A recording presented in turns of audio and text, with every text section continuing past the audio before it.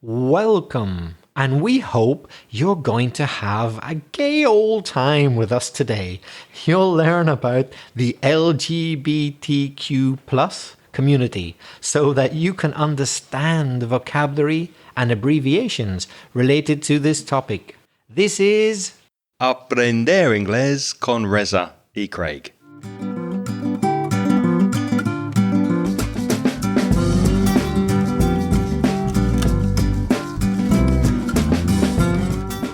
Hi, I'm Reza. And my name's Craig. And with nearly 50 years of teaching between us, we'll help you improve your English and take it to the next level. Well, Craig, how's it going? How are you? I'm very well, thank you. We haven't spoken about this topic before, have we? I'm really looking forward to hearing about your experience, your recent experience with the LGBTQ plus community because, well, why don't you tell the listeners where you went and what happened? Yes, as Craig's right, we haven't spoken about this topic and it's about time we did. It's a very important topic. But what reminded us was that I've recently been in Madrid and I just happened to coincide with the Gay Pride, El Orgullo Gay, celebration in Madrid.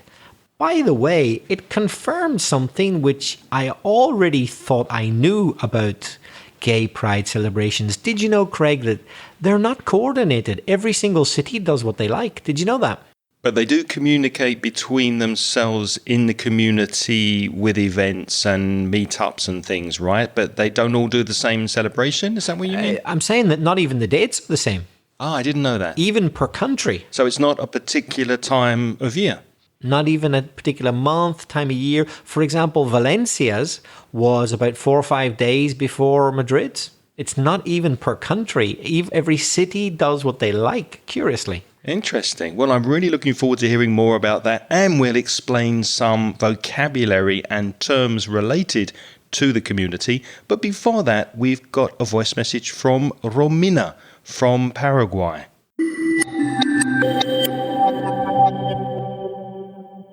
Hi Craig, hi Reza. This is Romina from Paraguay in South America. I've discovered your podcast this week and I'm loving it. I've already heard 6 episodes and it's been very useful to improve my grammar. I'm wondering if you could include some episodes about technical vocabulary about industries. I work in a brewery and it's kind of difficult to learn the technical words that I need to use to communicate in my work. Thank you very much, Romina, for your voice message. It was lovely to hear from you from Paraguay, and we don't get much feedback from Paraguay, so it's really lovely to hear from you. Yes, that's right. By the way, Romina and all listeners, I have a confession, a secret. One of those things that you might feel embarrassed about, but... It's not connected to the topic of this episode, is it? No, it's connected to Paraguay.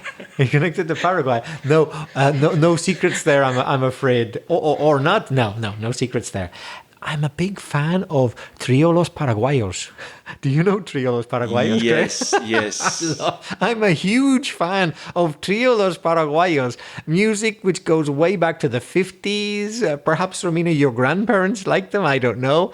But I don't know why, but they really hit the spot for me. I love those South American folk songs with the guitar and the harp and all that. I think they're amazing. So I admit it. I like Trio Los Paraguayos. There you go. One small thing about your message, Romina, be careful of the pronunciation of the word 6. It wasn't particularly clear the way you pronounced it in your message. 6 episodes. And on the subject of beer, we understand you work in a brewery, which is a place where beer is made. We don't want to go too deeply into technical language connected to breweries because we don't think it will be very useful for most of the listeners to the podcast. However, we have spoken about beer before, haven't we, Reza? We did speak about beer, and that was in episode, 203. So if you go to inglespodcast.com/203, AIRC374, you will find a whole episode about beer. And by the way, Romina, we are open to being sponsored by breweries. So if you would like to send us some beer and let us drink it, and then we will speak about it, we'll be very happy to do that on the podcast. So did you drink any beer in Madrid? I did, and this is not advertising. We don't get paid for it. I drank Mao beer, because all our Spanish listeners will know that Spain is a very regionalistic country, even when it comes to beer. So is Mao beer from Madrid? Mao Cinco Estrellas. I did not know that. Yeah, and the Cinco Estrellas are the 5 stars on the flag of Madrid. If I'd gone to Barcelona, I probably would have drunk Estrella Damm. And now that I'm back in Valencia, Romina, I'm drinking a beer which I highly recommend, the Valencian Turia beer. I'm a big fan of it. If you haven't tried it, give it a go. That's very good beer, definitely. So let's look at some vocabulary connected to the LGBTQ plus queer community or rainbow community. Why do they call it the rainbow community? Do you have any idea, Reza? I do, and it's a thing that people should know if they're going to talk about LGBTQ plus. The flag, it's a word that you need to know. It's el arco iris. It's very different in Spanish, isn't it? Rainbow, that thing you see with all the different colors in the sky whenever I think it's after it's rained and there's some strange reflection to do with, or refraction to do with the sun. That is called a rainbow. And it's the symbol, obviously, because there are lots of different and varied colors. Do you know the colors by heart in the right order, Craig? Oh, let me see if I can remember the song. Red and yellow and pink and green? Or blue? From the second one on, you were wrong. Okay. Why don't you tell me? I'm sure you've got a way of remembering it, a mnemonic. I have a mnemonic, you're right. I was taught it when I was about 10 years old. And Red and orange. Yes. Sorry.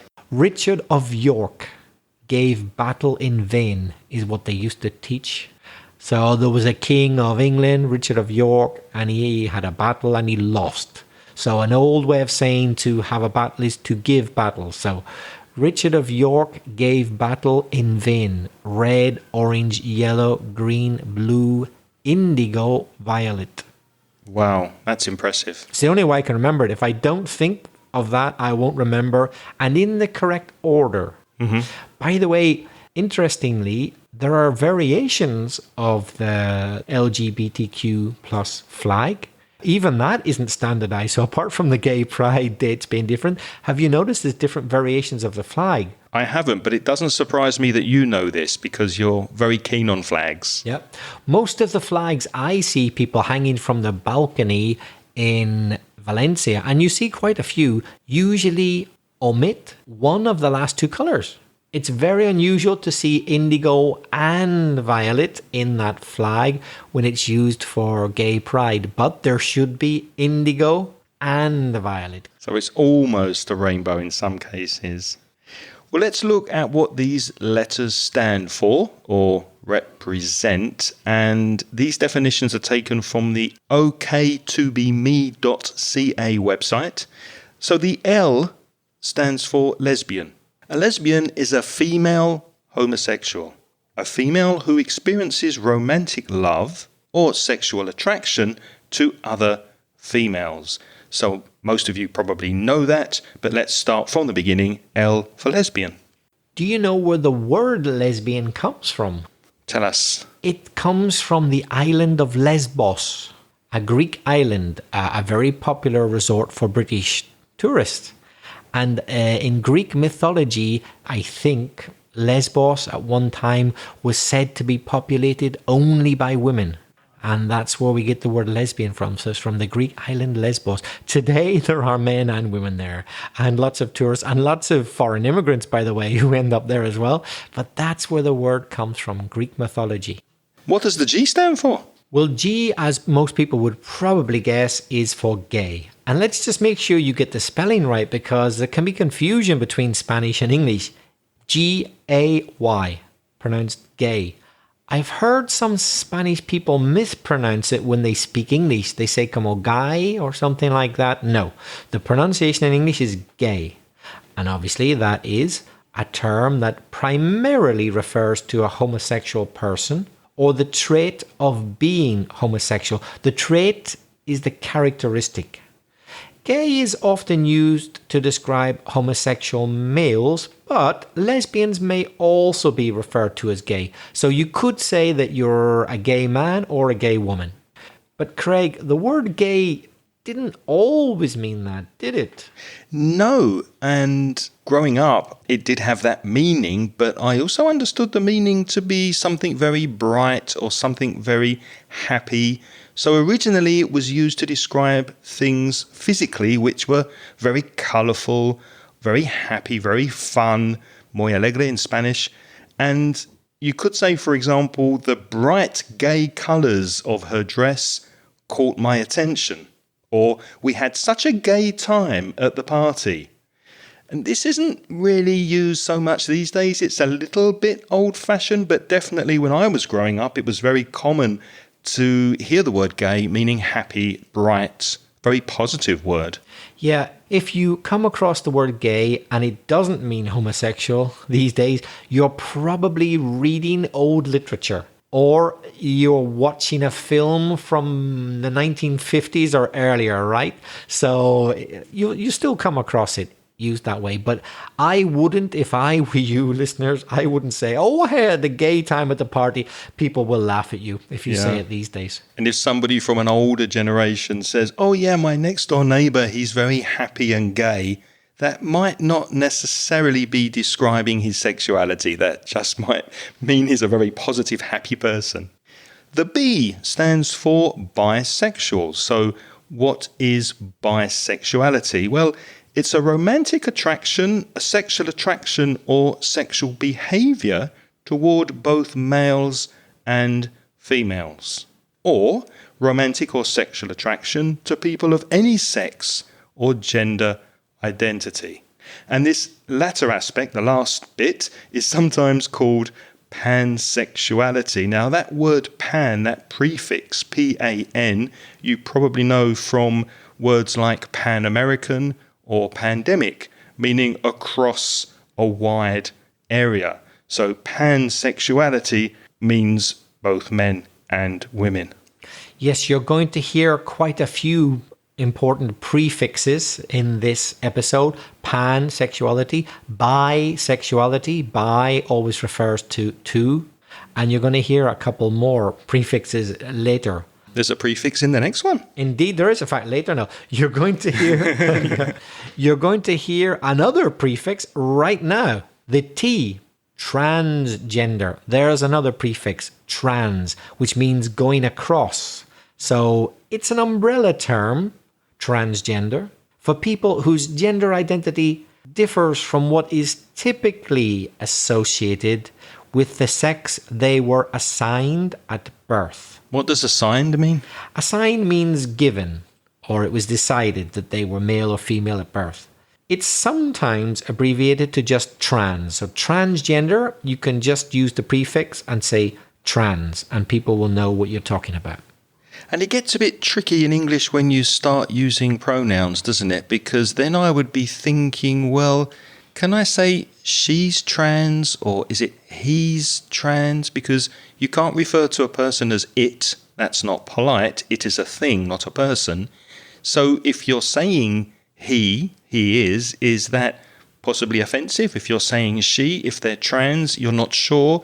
It gets very tricky. It gets very complicated, doesn't it? It could be possibly offensive. My advice to you is, what I do is I use they, even though I'm talking about a singular. Yeah. That's accepted in modern English. I think that's happening more and more. Exactly, yeah. You could say, oh, I met a trans friend the other day. I hadn't seen them in a long time. They're doing well. And by using they, them, you avoid saying he or she. And that is accepted in modern English. It wasn't so accepted 20, 30 years ago, but now nobody would say you're wrong. It's probably the safest thing to do. Use they or them. Yes, although some people have invented new words. But I think you're getting into a minefield there because it's very complicated. Have you heard words like hearse? No. HIRS. Someone has come up with the possessive adjective. Instead of saying his car, her car, hearse car. So they're inventing new pronouns. Yeah, and pronouns and adjectives and all sorts. But personally, I would not advise you to get into that unless you really must, because it's very complicated. Mm-hmm. The next word, the Q of LGBTQ+, is a word that is strange for me because growing up in the UK, it was a word that I would possibly consider to be an insult for a person when referring to their sexuality. It's queer, Queer. And as a kid growing up, when I was very young, you probably know what kids are like in school. If you wanted to insult somebody, even as a joke, when I was growing up, you could call them queer, and that was a very bad thing to do. Although apparently it's become accepted now, hasn't it, Raza? It's been adopted by the community as a term that you can use. Yes, from about the late 1980s onwards, gay people or people of the LGBTQ plus community, they themselves started to call themselves queer as a way of taking control of the word so that it would no longer be pejorative. So now it has become incorporated into the typical language used to describe certain types of people. Some people say queer. Some people, instead of queer, say questioning. It's more or less the same thing. I say more or less, not exactly. So you could say the Q is for questioning one's gender or one's sexual identity or orientation, or all three in a process of exploration. It could be for people who are maybe unsure. So it's not so much that they're queer, they're unusual, let's say. It's just they haven't decided yet. They're still exploring, and they're concerned about applying a specific social label to themselves. So some people say the Q is for queer, other people say the Q is for questioning. It was that last sentence that makes me think a little bit critically about the idea that we need a social label. Why do we need a social label? You're Reza, I'm Craig. Our sexuality, some may think, is a personal thing. Why is it so important to label people? That's what's confusing me. What do you think? Yeah, indeed. And in fact, if you do a little bit of internet research, if you surf the web, you'll see that there are many variations of LGBTQ. Sometimes you add an I. Sometimes you add another P. I've seen infinite labels. Yeah, BTQI, PPI. Seriously. So I don't know if sometimes it can't be perhaps a bit counterproductive trying to over-label people, because there will always be a way of finding something which doesn't quite fit into one of the labels, right? This is the danger of it, isn't it? You too many classifications and over-classifying people and putting labels on people. Well, what do you think? If you're listening to this, we will give you our contact details at the end of this episode. Tell us what you think. What's your opinion on this? And the plus, as Reza mentioned, the plus is used to signify all of the gender identities and sexual orientations that are not specifically covered by the other 5 initials that we've just mentioned.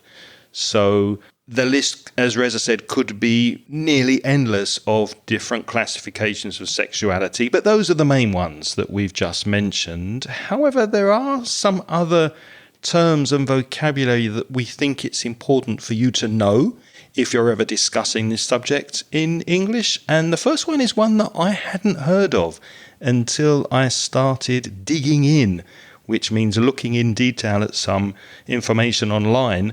Two-spirit. That's the number 2, TWO, spirit. What's that, Reza?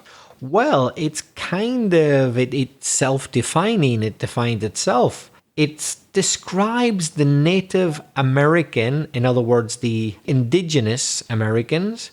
And there are lots of different tribes in North and South America. So it's a kind of pan-indigenous. We're using that prefix pan again to cover all of them.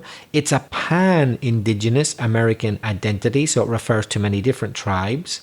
And basically, it is what it suggests. It's about two spirits. Let me give you a little bit of background that I discovered on internet looking into it recently. Apparently, for centuries in America, North and South, before the arrival of Europeans, there were people who were considered two-spirit individuals, and they formed a very important part of Native American culture. And they were not marginalized, and they were not mistreated, which might surprise some listeners, unlike their European counterparts. So it was quite normal for them to have that identity. There weren't many of them, but they were accepted as another type of the many types of people that existed in those societies. They weren't treated badly. And they combined typically male and female roles or dress or customs, etc. And the reason they're called two-spirit is because they were literally thought to possess two spirits. So spirituality was and is very important for the Native American tribes. And it was thought that these people were the way they were because they had a male spirit and a female spirit. And they expressed both of their spirits in their two-spirit behavior. And I'm guessing they also come under the same umbrella as this community. They will be included as part of the community, correct? The rainbow community. Yes, exactly. And I did a little bit of research, and I heard that fairly recently they formed a pan-North American or a pan-United States organization. And a few years back, they had their first annual Congress, the American, as in the United States, the American Two-Spirit Nation. And you won't be surprised in the least to hear that their conference was in the Bay Area of San Francisco a few years back. So now they're a big group. San Francisco is a very well-known area for people of this community. So yeah, yes, makes sense. For many people, San Francisco is like the world capital of LGBTQ+.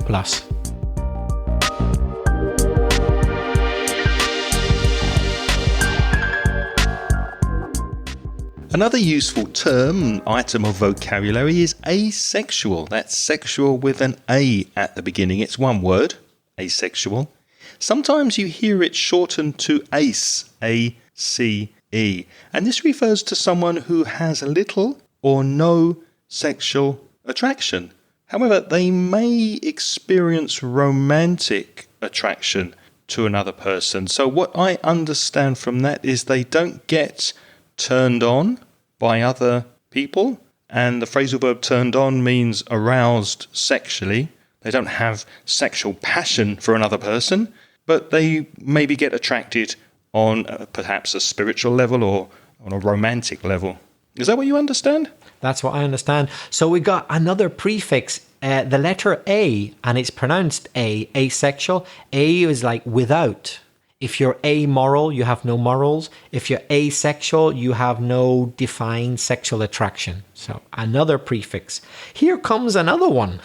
CIS, cisgender. Now, I must confess, I hadn't heard of this one at all. Me neither. Till yesterday. So the best definition we could find for it was something like this. It refers to individuals whose gender identity corresponds to the gender associated with the sex they were assigned at birth. In other words, let me simplify for you. Not transgender. So it's the opposite of transgender. I'm not giving away any secrets. I would define myself as cisgender, I think. I'm happy enough with the gender identity I was given at birth, so I'm cisgender. Me too, yeah. Although I would never think of describing myself that way. Yes, I guess because the vast majority of people probably do consider themselves cisgender. Not everyone, of course, the vast majority. So it's not often used because it's more useful to have terminologies to talk about the minority, I guess. Another term that I wasn't familiar with is intersex. And that means people who are born with variations of sex characteristics that do not fit with binary definitions of male or female bodies.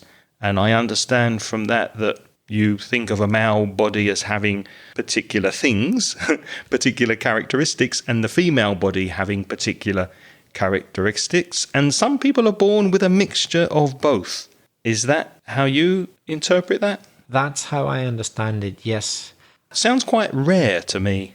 Yes, a word that people might know, but it's considered quite offensive now, so I wouldn't use it.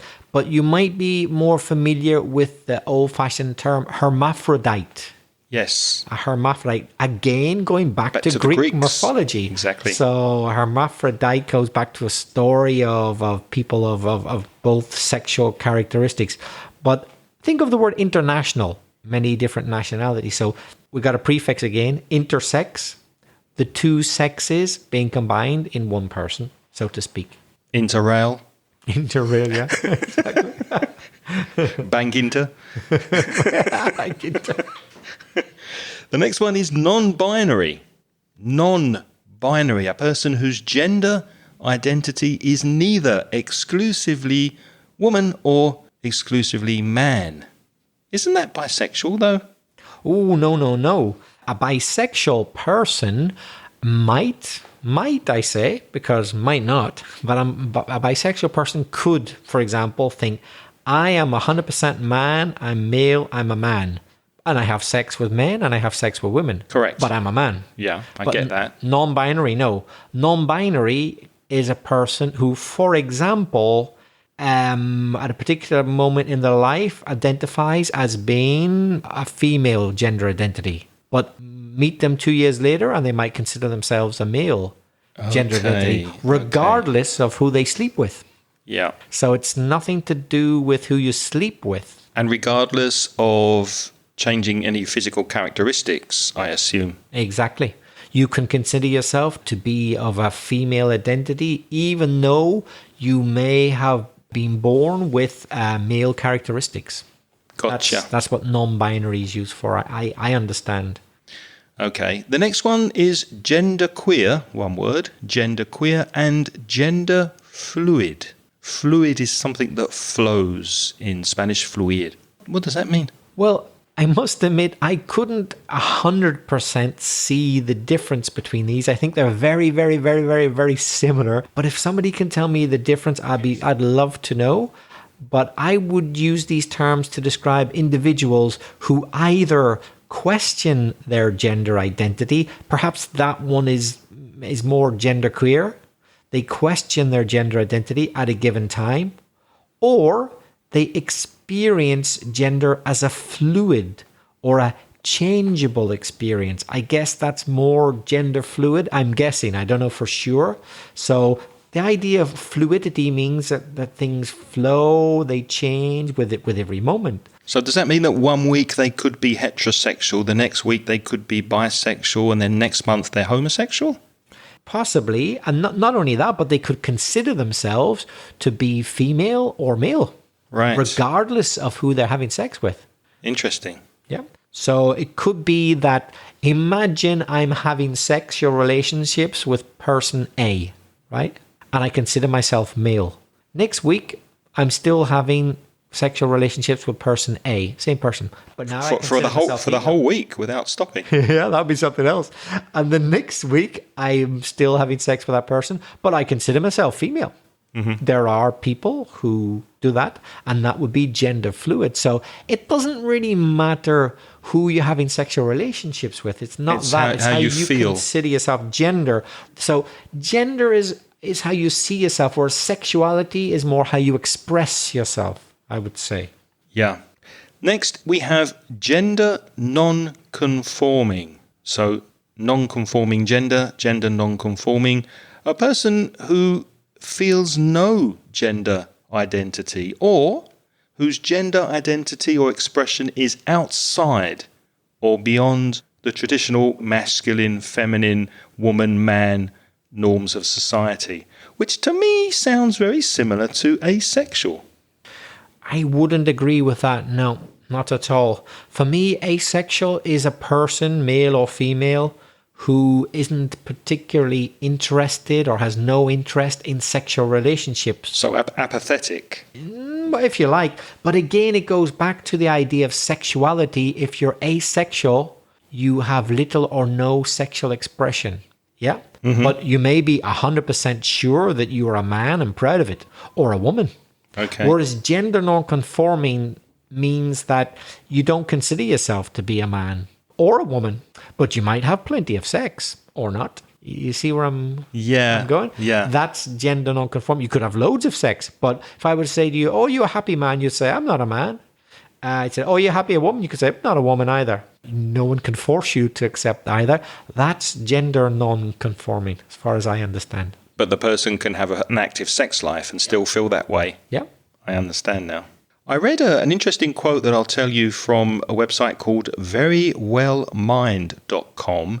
By the way, you can see all of these definitions written on our website at inglespodcast.com/374 for this week's episode.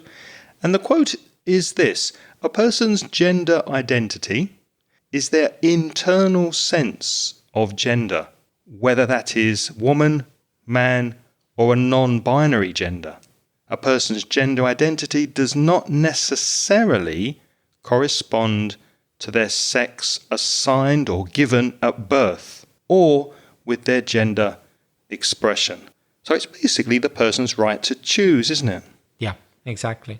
By the way, I think one important thing to say, one distinction, is that gender, male or female, is not the same as sex, because sex is a biological thing, while gender is influenced by social, cultural, and environmental factors.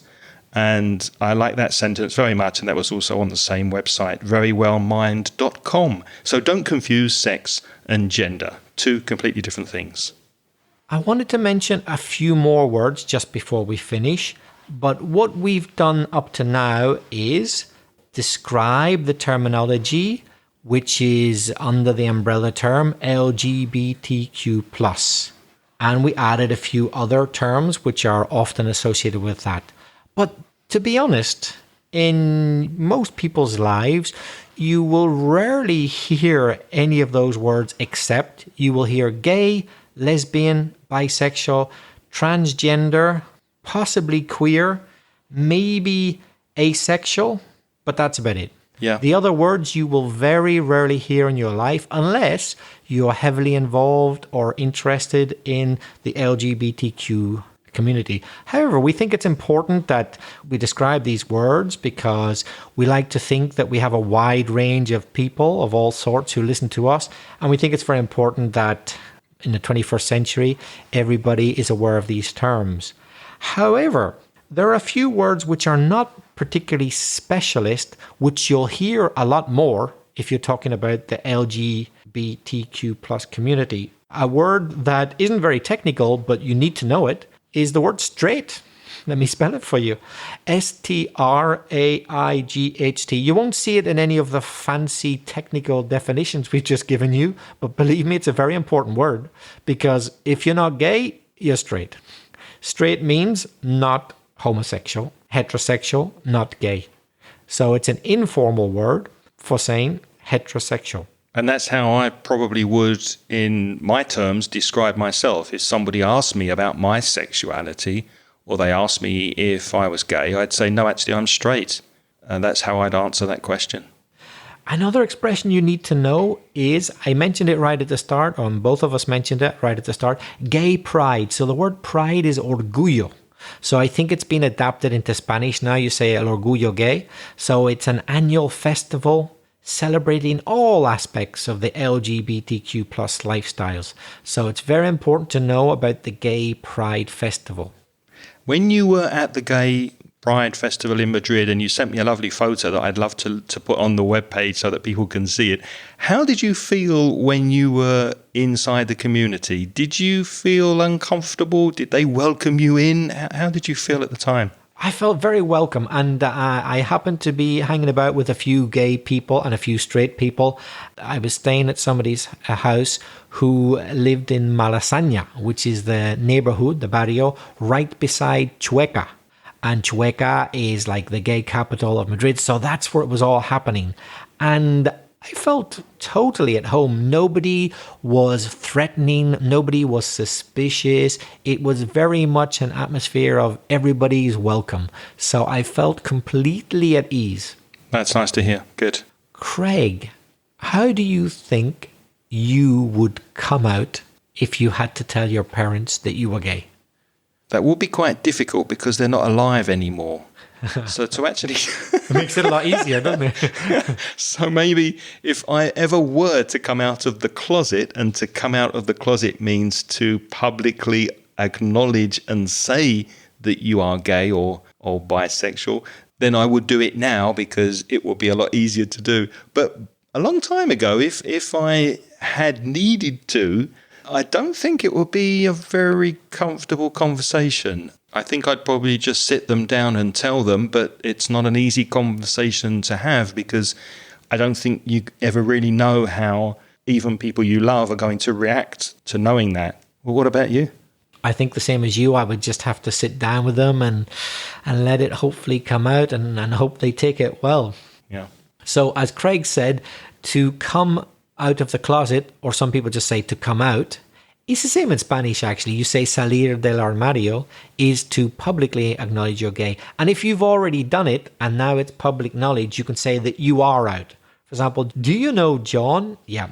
Did you know he's gay? Oh, yeah. He's been out for years.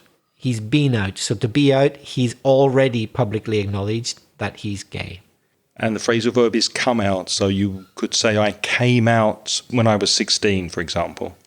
Right. Another thing entirely different is to out. So I'm using the word out there as a verb. Yeah, I know it's a preposition, but you can use it as a verb. If you out somebody, if you out another person, that's different. That means that if you out someone, you publicly disclose, that means give information, that a person other than yourself is gay. And it may be against his or her wishes. So particularly in the past, not so much these days because people thankfully are more accepting, but in the past, stories where somebody outed another person were very damaging for the other person because perhaps they were gay, but they didn't want to come out. They didn't want to be out, but other people disclosed information, photographs, etc., and they outed them for reasons which were probably negative to cause them bad publicity. You probably have heard of the word camp, C-A-M-P, as a noun. For example, a military camp, a place where you have tents, for example, and you go camping with friends. But used as an adjective, it can be used to describe actions or people that seem stereotypically gay or queer. If you say a person is very camp, that means they're acting with particular stereotypical ways that you would associate with somebody who is gay. And there's another expression, to camp it up, which means to behave in that way in an exaggerated way. So to camp it up would be more camp than normal. Craig, have you ever been involved in cross-dressing? Not in private, although I have been to some fancy... Not in private? Not in private. Only in public? Only in public. That's curious. Let me explain. I'll explain next week. No, I'll explain now. When I was in the UK, it was very common to have, from time to time, fancy dress parties. And fancy dress is where you dress up as a pirate or a fairy or cowboy, whatever. And I went once with a suit, a male suit in the front, but then it was cut so that at the back I had a bra and suspenders and stockings and tights, and I looked like a woman from the back and a man from the front. So silly things like that. Oh, you know what? I was going to have a biscuit in the break, but if you've put me off now, I don't think I could stomach it. Well, I'm pleased I've put you off and I haven't turned you on. Have you ever cross-dressed? As a joke? Not as a joke. Out of necessity once, because I was very young. I was about 17, and somehow I lost my clothes. Sounds ridiculous, but true. I lost my clothes, and it was really cold winter in Ireland. And so I felt I had no choice but to put my girlfriend's tights on because I was really cold. Only the tights, though, not the high heels and the bra and all that. No, lipstick. And I was just at home, but it kept the cold away, I must say. There's another expression SRS, which is an abbreviation for sexual reassignment surgery. Now, I'm not very sure, but I'm guessing this is changing your body physically by surgery to be either a man or a woman. Is that correct? Exactly, because we've been talking about the sex or the gender identity you are assigned at birth. So if it's sexual reassignment, you're changing what you were assigned at birth. In other words, you're changing from a man to a woman or a woman to a man. And the last expression, I'm sure you do know it, but let's just make sure, very important, homophobia. So it's a similar word in Spanish. So phobia is a fear of something. So homophobia is an irrational dislike of or discrimination against gay people. In other words, if you're not tolerant of the LGBTQ plus community, you are homophobic. When I was growing up, I did see a lot of homophobia, especially at school when I was younger. And thankfully, in the last 20 years or so, things have really, really improved due to the higher visibility, I think, of the LGBTQ plus community and the whole movement. It's been made more acceptable. And I don't think they're there yet, but it's definitely going in the right direction. So I'm really pleased that things are going well. And now it's your turn to practice your English. Do you have any comments or questions on what we've discussed in this podcast? We hope you've learned some useful vocabulary and that you'd feel comfortable speaking in English about this topic that we've discussed today. Reza, how can people get in touch if they do have a comment or question? Well, it would be lovely to hear your voice. So you could send us a message. Go to speakpipe.com/Ingles podcast and you can record your voice and send it to us. However, Craig, if people aren't quite brave enough yet, they could write to us, couldn't they? Yes, you can send your emails with a comment or question to me, Craig, Craig, @inglespodcast.com. Or if you'd like to write to Reza, send your emails to belfastreza, REZA, @gmail.com. And we remind you that we have courses for sale on the Mansion Ingles website. Go to store.mansioningles.net.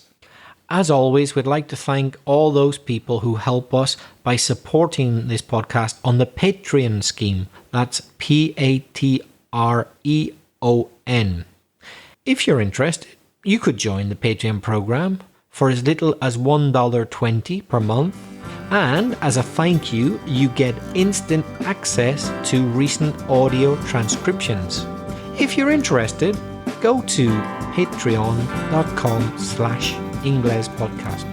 And we would like to welcome our latest Patreon supporters. Unfortunately, we can't say everybody's name, but recent supporters of the podcast include Edgar Velandia, Ricardo Sendulski, Diana Carolina Martinez Mendez, Floriano Blanco Rodriguez, and Isaac Baena Garcia.